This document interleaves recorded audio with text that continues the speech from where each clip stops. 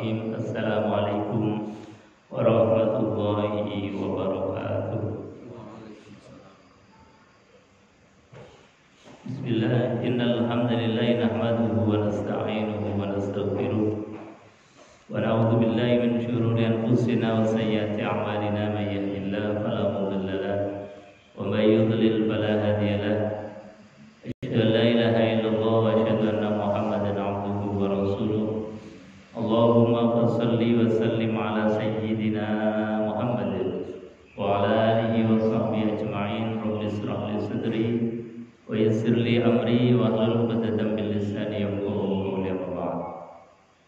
Qala Allah ta'ala fi kitabil karim wa huwa asdaqul qailin. A'udzu billahi samil 'alim minasyaitonir rajim.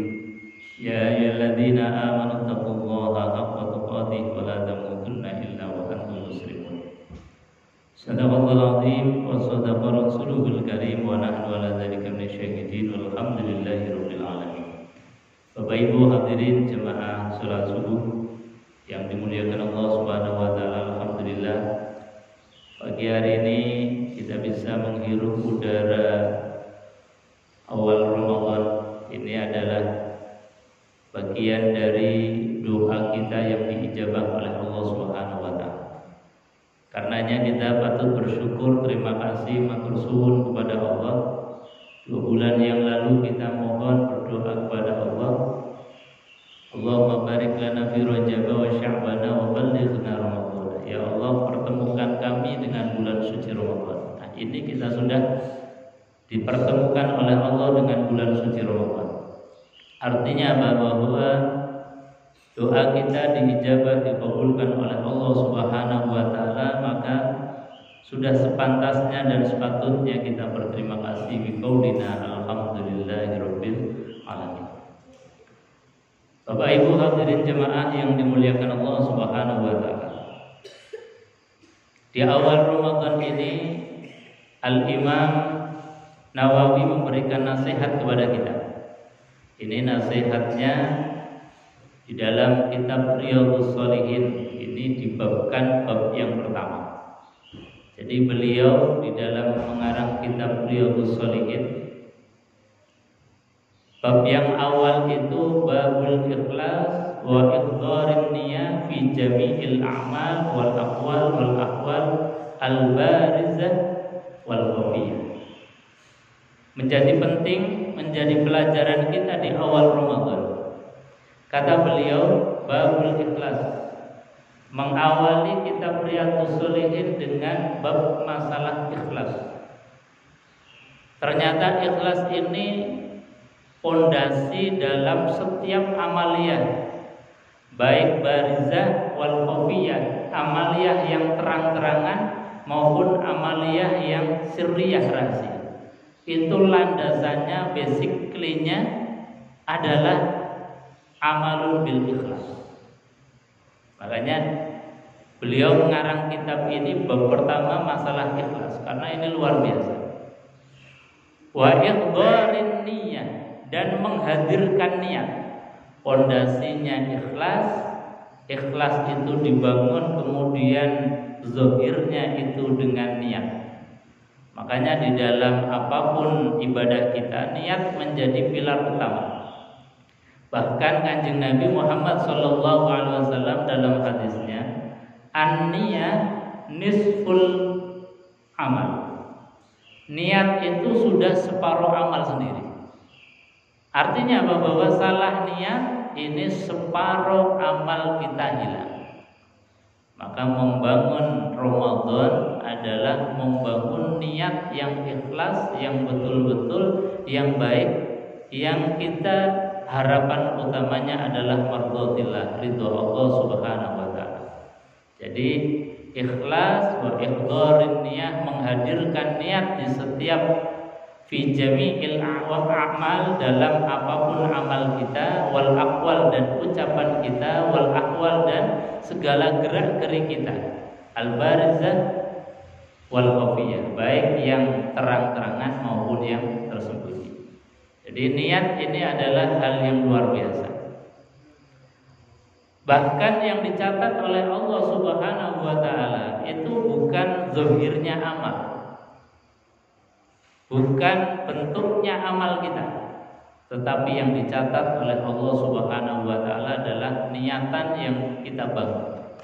Makanya misalnya Allah berfirman di dalam Al-Qur'anul Karim, la yanalallaha luhumuha wala dima'uha walakin yanaluhut taqwa minkum. Termasuk misalnya orang yang berkurban, itu yang sampai kepada Allah bukan dagingnya, bukan tulangnya, bukan apa-apanya. Kata Allah, la yanalallah luhumuha, tidak akan sampai kepada Allah Subhanahu wa taala dagingnya, wa dima'u wala dima'uha, dan juga tidak sampai kepada Allah darahnya, walakin yanaluhut taqwa minkum ainiyatikum, tetapi yang sampai kepada Allah adalah takwanya kita, niatnya kita kepada Allah Subhanahu wa taala. Ini bangunan yang namanya ikhlas. Lalu apa itu ikhlas? Para ulama di dalam mendefinisikan ikhlas itu bermacam-macam, banyak sekali. Di antaranya adalah ketundukan kita atas semua perintah Allah Subhanahu wa taala, meskipun kita itu asalnya nggak suka. Misalnya puasa itu kan aslinya kita nggak suka. Kita ya lebih enak pagi-pagi udah ngopi, sarapan. Buktinya apa kita nggak suka? Ya buktinya 11 bulan yang lalu itu kita antara puasa dan bukanya, atau puasa dan tidak puasanya, banyak mana? Pasti banyak enggak puasanya. Karena apa? Memang hakikatnya kita manusia itu senangnya enggak puasa. Pagi-pagi sudah sarapan, pagi-pagi sudah makan, nanti siang sedikit cari warung, cari makan. Itu kebiasaan kita. Tapi ketika kita dipaksa oleh Allah dan mau, nah itu bagian dari ikhlas. Jadi ikhlas ya harusnya dipaksa.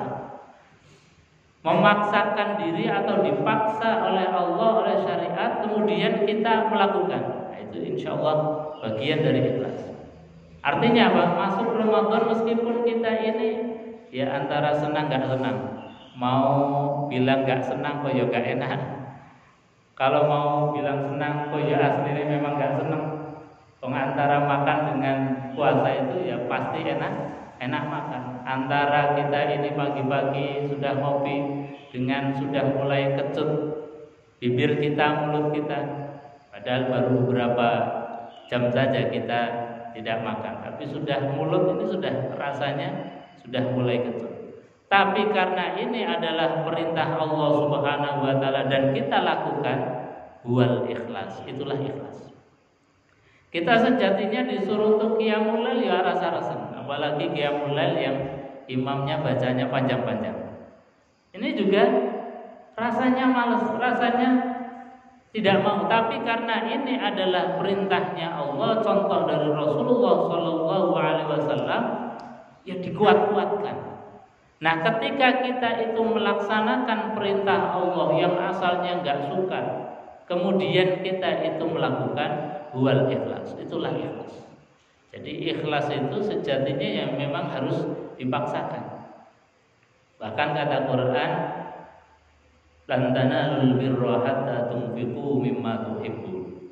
Tidak sampai kepada derajat albir, kebaikan yang sempurna, hatta tunfiqu mimma tuhibbun, sampai kita berinfak apa yang kita senangi. Jadi kalau sudah kita sampai kepada makom berinfak terhadap apa yang kita senangi, itu derajatnya sudah sampai kepada derajat albir, kebaikan yang sempurna. Tapi kalau kita ini untuk infaknya sesuatu yang sudah dianggap kita ini nggak layak, nggak nggak suka, kemudian sudah nggak kemakan oleh kita, dikasihkan orang lain, itu bukan sesuatu yang istimewa di hadapan Allah Subhanahu wa taala. Dan justru itulah kita akan diberikan pahala oleh Allah ketika kita itu dalam keadaan tidak suka, tidak senang, tapi masih mau melakukan. Disitulah letak sirriyah, rahasianya Allah Subhanahu wa taala. Kenapa Rasulullah SAW mengatakan bahwasanya as-saumu li wa ana az-zibi. puasa itu sejatinya untukku dan akulah yang akan memberikan pahala. Ini Allah Subhanahu wa taala di dalam hadis qudsi bahwa puasa ini sejatinya bukan untuk siapa-siapa, tetapi untuk Allah Subhanahu wa taala. Maka di antara hadiah Allah untuk kita yang berpuasa ini, di dunia ini diberikan oleh Allah satu menu spesial khusus di bulan suci Ramadan. Kita akan diberikan makanan ternikmat, diberikan oleh Allah Subhanahu wa taala suguhan terlezat yang itu tidak dimasak oleh chef terkenal atau oleh restoran terkenal, tapi kata Rasulullah SAW, makanan ternikmat itu adalah makanan yang ketika dalam keadaan lapar. Jadi kata Rasulullah SAW, idamuhu alju, makanan ternikmat terlezat adalah makanan yang ketika dalam keadaan lapar. Nah, ini nanti sore kita akan diberikan hidangan ternikmat oleh Allah Subhanahu wa taala. Bapak Ibu hadirin jemaah yang dimuliakan Allah Subhanahu wa taala. Wa ihdharin niat, dan menghadirkan niat. Niat ini menjadi pondasi yang luar biasa. Setiap amal kita harus dilandasi dengan niat. Sebagaimana Rasulullah SAW bersabda dalam sebuah hadis, beliau mengatakan bahwasanya innamal a'malu binniyat wa innamal likulli imri'in ma nawa. Bahkan Rasulullah SAW itu mengingatkan kepada kita, termasuk beliau ketika duduk bersama Abu Dzar Al-Ghifari itu mengingatkan, ya Abu Dzarin wa akhlisil amal bin niyatin sholihah. Wahai Abu Dzar, ikhlaskanlah segala amal dengan niat yang tulus murni tanpa adanya hazzun nafsi atau kepentingan diri kita. Itu niat yang luar biasa. Makanya di dalam fikih misalnya, pentingnya niat seperti diterangkan di dalam hadis Rasulullah SAW masalah tirkah, tinggalannya orang yang meninggal dunia, atau bahasa yang umum adalah warisan. Ketika seorang meninggal dunia itu meninggalkan banyak harta atau meninggalkan harta, maka sebaiknya tirkah atau tinggalan ini, kata Al-Imam Syafi'i, harus digunakan untuk kepentingan jenazah dulu. Yaitu apa? Yang pertama adalah kepentingan pemulasaraan jenazahnya. Apakah untuk membeli kain, apakah untuk pemakaman dan lain sebagainya. Yang kedua adalah untuk menyelesaikan hak-hak daripada jenazah itu. Jenazah punya hutang, maka harus disaur terlebih dahulu, harus dikembalikan terlebih dahulu. Ini tirkahnya. Termasuk yang menjadi haknya orang yang meninggal dunia itu adalah hak terhadap Allah Subhanahu wa taala. Hak terhadap Allah misalnya apa? Dia belum menunaikan ibadah haji, sementara dia meninggalkan banyak harta. Jadi Rasulullah SAW memberikan kecaman yang luar biasa. Kata Nabi, orang yang meninggal dunia dengan meninggalkan banyak harta, sementara dia belum menunaikan ibadah haji, pilihannya dua: meninggal dalam keadaan Yahudi atau meninggal dalam keadaan Nasrani. Jadi ini pilihan yang menjadi penting bagi kita, dan memahami ketika kita misalnya orang tua kita atau siapa meninggal dunia, maka tirkahnya ini harus didahulukan untuk kepentingan hak-haknya orang yang meninggal dunia. Nah, kaitan dengan niat ini, para ulama mengatakan bahwasanya yang lebih baik, yang lebih utama itu adalah ketika sang jenazah ikut meniatkan di dalam pembagian tirkah ini. Misalnya, kalau ayah, kalau ibu ini meninggal dunia, maka tanah yang sana dijual untuk badal haji orang tua, untuk badal haji bapak, untuk badal haji ibu. Maka ini yang utama. Karena apa? Karena dia dalam masa hidupnya berkontribusi untuk niat haji. Jadi sekali lagi, ketika dia hidup dan berkontribusi untuk niat, ini yang dianggap oleh Allah Subhanahu wa taala sebagai amalun yang ikhlas. Artinya apa? Dia betul-betul dalam keadaan, misalnya sudah dalam keadaan sakit tapi masih punya kerinduan terhadap Baitullah. Dalam keadaan sudah tidak bisa apa-apa tetapi masih punya kesadaran ada kewajiban yang belum ditunaikan, ada kewajiban yang belum dilaksanakan. Karena apa? Karena dia punya harta yang sejatinya kalau misalnya harta itu dijual atau harta itu dilelang dan sebagainya, sebetulnya dia bisa berangkat untuk menunaikan ibadah haji. Maka keputusan dia untuk meniatkan ketika dalam keadaan masih hidup, ini termasuk yang disyaratkan di dalam kitab-kitab fikih. Syaratnya orang boleh membadalkan badal haji adalah ketika orang itu punya niatan untuk menunaikan ibadah haji. Tapi ini yang khusus. Kalau dalil yang umum itu menggunakan bahwasanya rasanya tidak ada seorang muslim yang tidak punya keinginan untuk haji. Maka meskipun tidak dilafadzkan niatnya, tidak diucapkan niatnya, maka boleh untuk membadalkan haji. Nah, ini bagian dari apa yang disebutkan di dalam bab ini, babul ikhlas wa ihdharin niyyah. Jadi bab tentang ikhlas dan menghadirkan niat di dalam apapun aktivitas ibadah kita, perbuatan kita, baik yang berupa ucapan maupun yang berupa perbuatan. Hadirin jemaah yang dimuliakan Allah Subhanahu wa taala.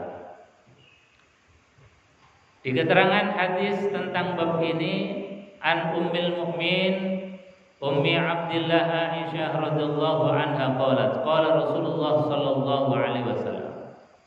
Hadis ini diriwayatkan dari Ummul Mukmin. Hadis yang berupa, kalau dalam bahasa ilmu hadis ini adalah sunnah qauliyah. Hadis yang berupa ucapan Rasulullah SAW. Karena dalam ilmu hadis itu ada 4. Ada sunnah qauliyah. Sunnah qauliyah itu yang pernah diucapkan oleh Rasulullah, yang diperintahkan oleh Rasulullah, itu namanya qauliyah. Ada sunnah fi'liyah, sunnah perbuatan Nabi. Meskipun Nabi mungkin tidak berbicara, tidak memerintahkan, tapi beliau melakukan. Maka ini dalam ilmu ulumul hadis disebut sebagai sunnah fi'liyah. Ada sunnah takririyah, sunnah penetapannya Rasulullah. Nabi tidak menyuruh, tidak berbicara, tidak melakukan. Tetapi ketika ada sahabat yang melakukan sesuatu, atau makan sesuatu, atau mengucapkan sesuatu, kemudian Nabi diam, Nabi mendel mawar. Nah, itu bagian dari takririyah, penetapannya Nabi. Sebab apa? Kalau Nabi itu tidak suka atau itu sesuatu yang terlarang, pasti naha Rasulullah SAW, Nabi akan melarang.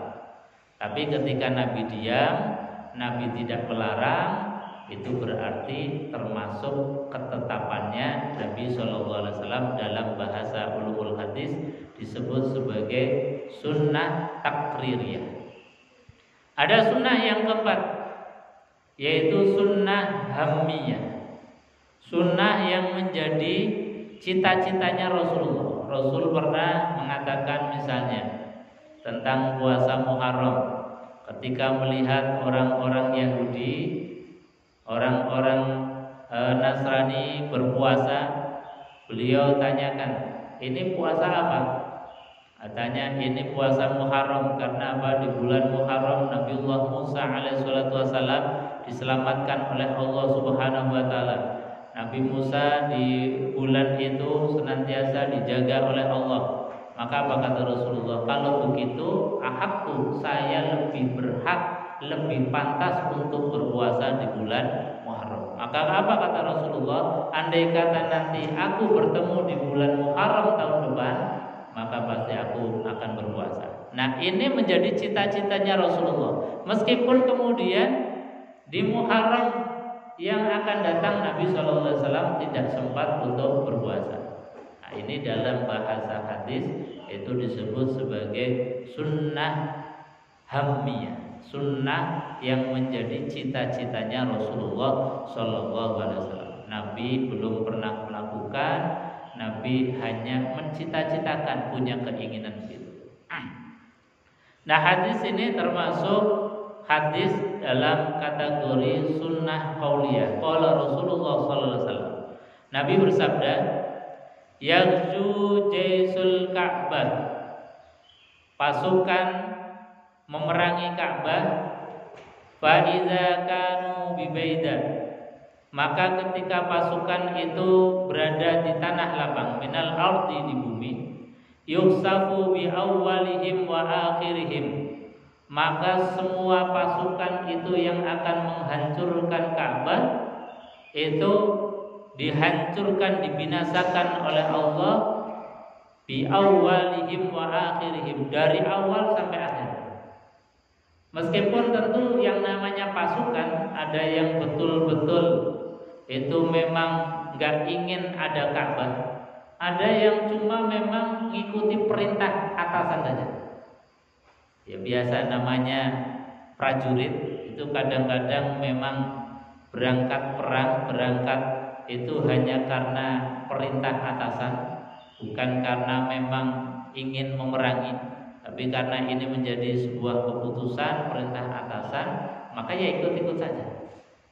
Nah, ini tentara Abraha pun sama. Tidak semuanya ingin menghancurkan Ka'bah, tapi karena ini sudah top down perintah dari atasan harus berangkat untuk menghancurkan Ka'bah, ya semuanya ikut. Meskipun niatnya beda-beda. Maka ditanyakan, qalat ya Rasulullah, kaifa yusafu bi awwalihim wa akhirihim wa fihim aswaquhum wa man laisa minhum. Maka ditanyakan kepada Rasulullah SAW, bagaimana dibinasakan dari awal sampai akhir, bahkan penduduk-penduduk yang ada di sana, orang yang sedang belanja, orang yang sedang berjalan, kok semuanya dibinasakan? Ya seperti kita kemarin 2 tahun yang lalu ada pandemi virus corona. Itu yang namanya pandemi, yang namanya ujian atau pandemi virus corona seperti tahun kemarin, itu sejatinya ya memang adalah ujian dari Allah Subhanahu wa ta'ala. Itu juga merupakan daripada azab dari Allah atas perbuatan manusia. Tapi semuanya, yang baik ya kena, yang buruk ya kena, yang soleh ya kena, yang tidak soleh juga kena. Artinya apa? Kalau Allah sudah menurunkan satu azab itu, semuanya kena. Tapi sebetulnya awalnya dari perbuatan kita. Tidak ada sesuatu yang menarik azab, yang menarik bencana, kecuali yang menarik itu adalah kita manusianya sendiri. Makanya para filsuf mengatakan bahwasanya alam makrokosmos itu akan sangat bergantung terhadap alam mikrokosmos kita. Jadi alam besar itu pergerakannya tergantung kita, alam mikrokosmos. Kalau kita ini takwa kepada Allah, tunduk kepada Allah Subhanahu wa ta'ala, taat kepada Allah Subhanahu wa ta'ala, maka mereka pun akan tunduk dan taat kepada kita. Karena apa buktinya? ketika Nabiullah Adam alaihissalatu wassalam itu mau diturunkan ke muka bumi. Ini alam bumi dan seisinya itu hampir-hampir secara ekologis tidak mungkin ditempati oleh manusia. Keadaannya itu hampir-hampir nggak mungkin. Alamnya itu nggak bersahabat dengan manusia. Dari mulai anginnya, dari mulai apa saja, itu hampir-hampir manusia itu tidak bisa tinggal di bumi ini. Kemudian Allah taskhir itu tundukan. Jadi angin yang ditundukkan sehingga dalam hembusannya itu tidak begitu luar biasa ratusan kilometer per jam. Tapi kita bisa merasakan pagi ini aja rasanya sepoi-sepoi. Sehingga apa, kita bisa menghirup udara dengan nikmat. Saking nikmatnya kadang-kadang nggak merasa kalau ini nikmat. Saking enaknya, saking halusnya, sampai-sampai kadang-kadang kita lupa untuk terima kasih atas hembusan nikmat angin yang sudah ditaskhir oleh Allah. Wa tasrihir riyah was sahabil musakhkhar. Jadi lautan pun ditundukkan untuk kita. Artinya apa? Bahwa alam semesta ini aslinya yang mereka itu tidak terkendali, akhirnya sekarang terkendali. Karena apa? Karena untuk menjadi wasilah, menjadi perantara kita yang menjadi khalifatullah fil ardh. Jadi alam makrokosmos itu artinya pergerakannya sesuai dengan pergerakan kita manusia. Kalau kita ini iman takwa, maka mereka pun akan tunduk kepada kita. Ketika alam ini sudah mulai berdemo, apakah gunung meletus, banjir bandang dan sebagainya, itu artinya ada sesuatu yang kita lakukan yang salah, termasuk seperti pandemi kemarin. Maka ketika pandemi itu datang, musibah itu datang, banjir bandang datang, gunung meletus datang, siapapun yang baik, yang buruk pasti akan terkena. Nah, ini bahasanya Rasulullah SAW itu menjawab pertanyaan kaifa yusafu bi awwalihim wa akhirihim wa fihim aswaquhum wa man laisa minhum. Wahai Rasulullah, bagaimana mungkin musibah itu ditimpakan padahal di sana ada orang baik, ada orang yang masih dalam keadaan berbelanja, orang yang jalan, orang yang tidak salah. Kenapa? Kemudian ujian musibah itu diturunkan. Kata Rasulullah SAW, yusafu bi awwalihim wa akhirihim summa yub'atsuna ala niyyatihim. Semua memang terkena. Dari musibah apapun, yang baik yang terkena, yang buruk yang terkena, yang soleh yang kena, yang orang suka maksiat juga kena. Tapi kata Rasulullah, summa yab'atsuna ala niyyatihim. Kemudian setelah mereka itu meninggal dunia, dibangkitkan tergantung daripada niatnya mereka masing-masing. Kalau orang niatnya baik, orang soleh pasti akan niatnya akan selalu menjaga sholatnya. Kalau orang soleh pasti akan kemudian menjaga puasanya. Kalau orang baik pasti akan menjadi baik untuk sesamanya.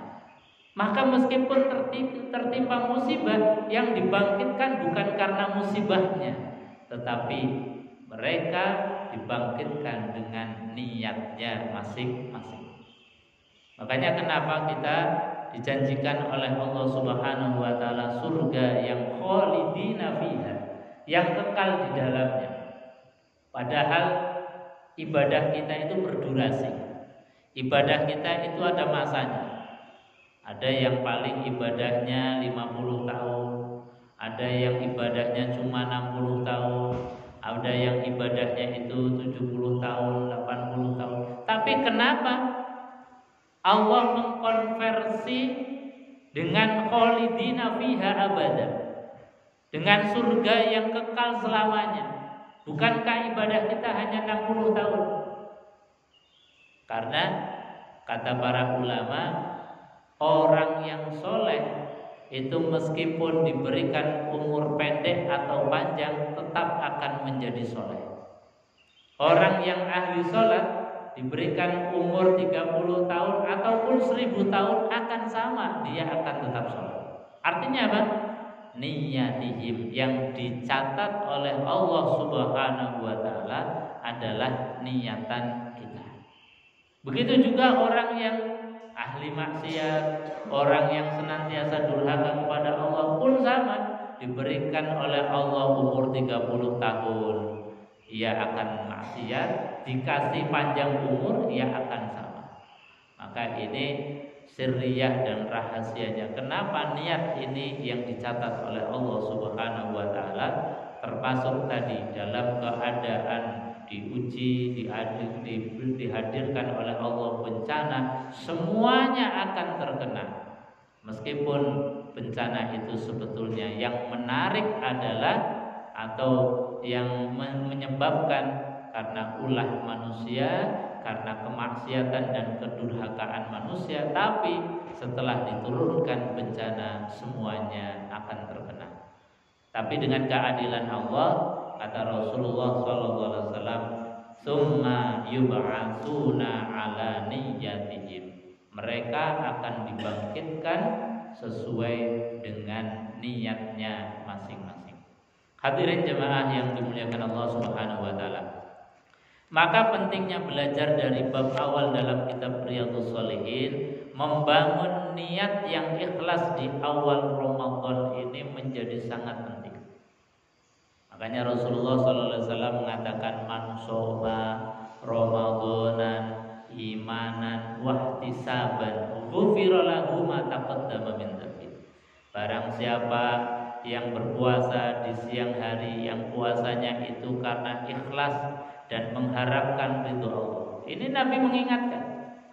Dalam hadis yang lain, man qoma ramadanan imanan wahtisaban, barang siapa yang qiyamul lail tarawih yang niatnya hanya mengharap ridho Allah, ikhlas karena Allah Subhanahu wa ta'ala. Ikhlas tadi pokoknya dipaksa, paksa anut, paksa ikut, meskipun kita aslinya sejatinya ya rodo-rodo rasa-rasa, tapi dipaksa untuk ikut imam, dipaksa untuk ikut berjamaah. Ini namanya ikhlas.